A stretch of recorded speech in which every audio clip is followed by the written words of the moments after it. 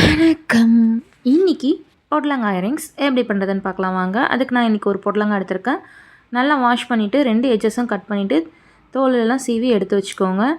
அதை வந்து இந்த மாதிரி ரவுண்டாக கட் பண்ணி எடுத்துக்கோங்க. இல்லை நீங்கள் விருப்பப்பட்ட ஷேப்பில் எடுத்துக்கலாம். இதை வந்து கட் பண்ணிவிட்டு உள்ளே இருக்க சீட்ஸ்லாம் நமக்கு தேவையில்லை, அதெல்லாம் ரிமூவ் பண்ணிவிடுங்க.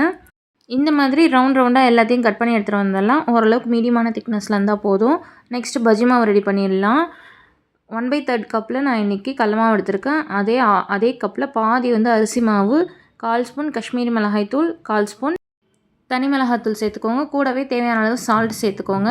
உங்கள் காரத்துக்கு ஏற்ற மாதிரி சேர்த்துக்கோங்க. இது கூடவே நீங்கள் தேவைப்பட்டால் பெப்பர் பவுடர் கூட சேர்த்துக்கலாம். நல்லா சேர்த்துட்டு நல்லா மிக்ஸ் பண்ணிவிட்டு தண்ணி ஊற்றி இந்த மாதிரி பதத்துக்கு கொண்டு வந்துடுங்க. நம்ம பஜ்ஜி போடுவோம் இல்லையா, அந்த பதத்துக்கு நம்ம கட் பண்ணி வச்சுருக்க ரிங்ஸ் எல்லாம் இதில் சேர்த்துட்டு நல்லா எல்லா பக்கமும் கோட் ஆகிற மாதிரி மிக்ஸ் பண்ணிவிட்டு இப்போ நான் கடாயில் எண்ணெய் ஊற்றி வச்சுருக்கேன்.